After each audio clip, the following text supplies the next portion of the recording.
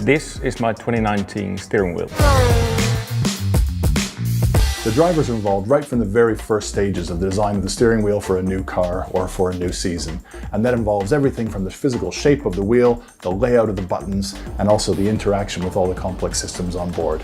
Their input is critical to what we do, and of course they're the ones who will be using it day in and day out. The wheel is designed around switches that are quite robust, used in aircraft as well, robust against accidental actions under vibration. You imagine, of course, the driver using that wheel in a high vibration environment wearing gloves. Designed again around first order retrievability, the idea that the driver can get to anything he needs while keeping his hands on the wheel and reaching with his thumbs. This one is called the Strat switch, and that's the engine modes. My favorite is the Strat. That's full beans, all the power from the engine, and depending the racing situation, we have many different modes for either defending another car or attacking or saving the engine when we can, or having a bit more deployment from the AMG UK if needed. The pit lane speed limiter is normally set up to either 80 or 60 kilometers per hour, depending the limit the track has for the pit lane. The rubber molds are made with my hand, so it's a very good fit. We'll go to the first race of the season with 3 wheels for each driver, and the drivers will run all 3 of those over the course of a weekend. They might be the primary wheel, their backup wheel, and then an experimental wheel with any sort of systems that we're working on that may develop in future races. Over the course of a given race weekend, we do change the setup of a wheel based on the driver's requirements.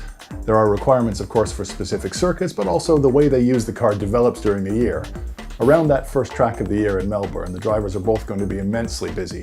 If I look at a qualifying lap from last year, they're making something along the lines of 50 gear shifts over the course of a qualifying lap. They're steering through 17 corners. They're making 7 or 8 changes on rotary switches over the course of the lap.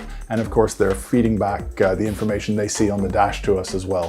Our only way of interacting with the car once it's on track is via the driver. We can make suggestions and the car itself will try and recover any sort of failure that it encounters.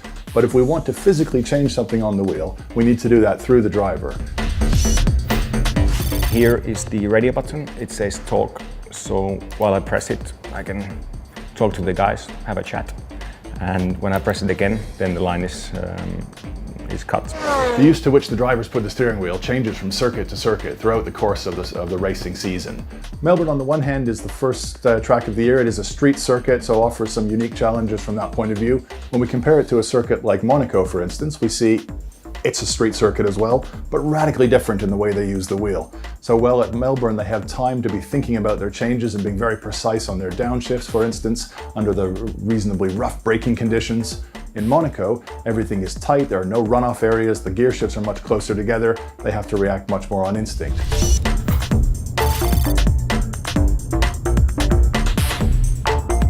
Over here we have some rotaries. This is for the diff entry. Over here we have the diff for the mid corner. So when the car is going around the corner, in the middle of the corner, it changes the car balance quite quickly. You can either gain understeer or oversteer with adjusting this.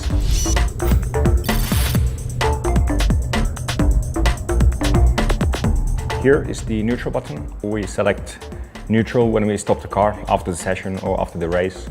And actually, if we hold it for long, we get a reverse gear. I think I've never used it with a car, but you never know. In Monaco or somewhere, you might get stuck and reverse could be the only way to save you.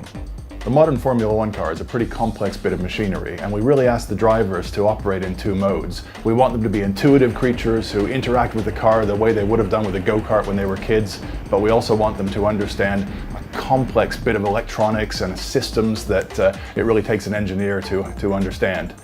If you have a first look, it might look complex, but with practice, I know it by heart.